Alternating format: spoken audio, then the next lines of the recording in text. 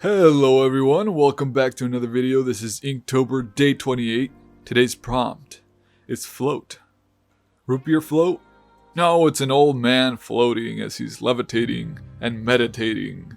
He's got his favorite shirt on, he's got his short shorts and his socks. And he's floating on top of a lotus flower. This is Isaac Netero, who is a character from the manga and anime Hunter x Hunter. Now, today I'm going to continue with some of the questions that you would ask an artist based on a link that somebody gave me. I started these questions on day 26, and today we're going to continue those. So, let me just get back to where we were. Some of these questions are a little similar, and I kind of answered them, so I'll skip over a couple of them. Okay, so here we have, how has your practice changed over time? Well, I would say there are different stages.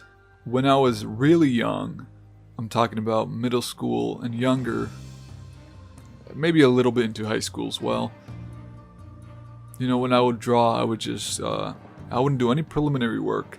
I wouldn't do any sketches. I wouldn't lay the foundation, the groundwork before doing the final piece. I would just go pen to paper, and however it came out is however it came out in my eyes. And then, as you take more classes or start teaching yourself as you grow, you start to learn that it's okay to use things like references.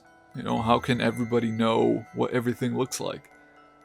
One of the big mistakes you can do is drawing something based on what you think it looks like rather than what it actually looks like. And if you're not used to drawing whatever it is you're drawing or you picked, there's a good chance you're not going to get it looking like it does in real life. Now, this varies obviously from style to style.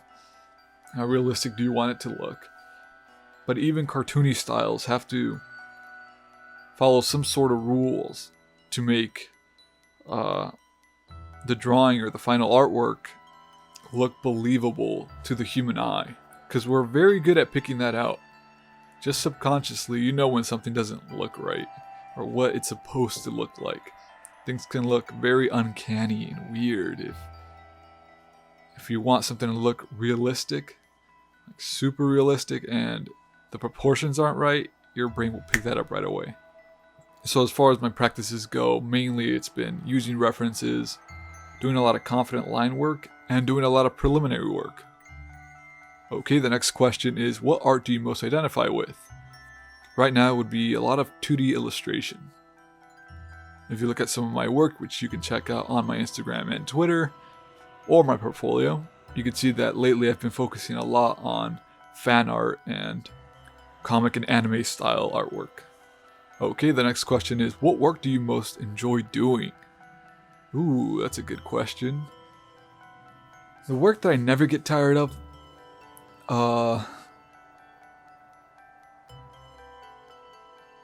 it would have to do with organic illustrations. So anything that doesn't involve perfection. Because then it removes a lot of frustration of, okay, I have to make sure the perspective is exactly on point for these buildings. Buildings and perfect structures are really difficult, at least for me, because it's not that it's difficult, it's just, it's much more stressful, because if something doesn't come out right, it has to look correct. There aren't a lot of organic curves in buildings. Even things like furniture in a room, it has to look good, it has to look a certain way. Nobody has a lopsided seat on their chair. And it has to be in conjunction with the rest of the artwork. Everything else in the scene has to make sense. Otherwise, again, the human eye can pick that apart. So working with a lot of organic stuff with leaves and anything that twists and turns, water, certain types of human characters as well, and animals. They allow a lot of freedom and take away a lot of stress. It's just one less thing to worry about. And illustrating that type of stuff it's just fun. because I find drawing to be fun in general. It's just when you add certain factors of stress or frustration into it is when it starts to get a little on the fence.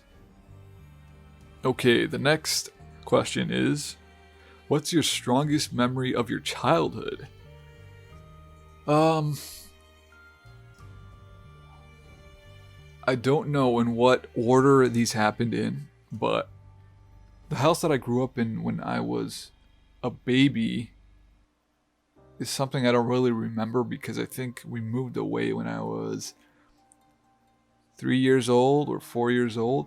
But I do remember slight things about it. I remember eating a popsicle as a kid.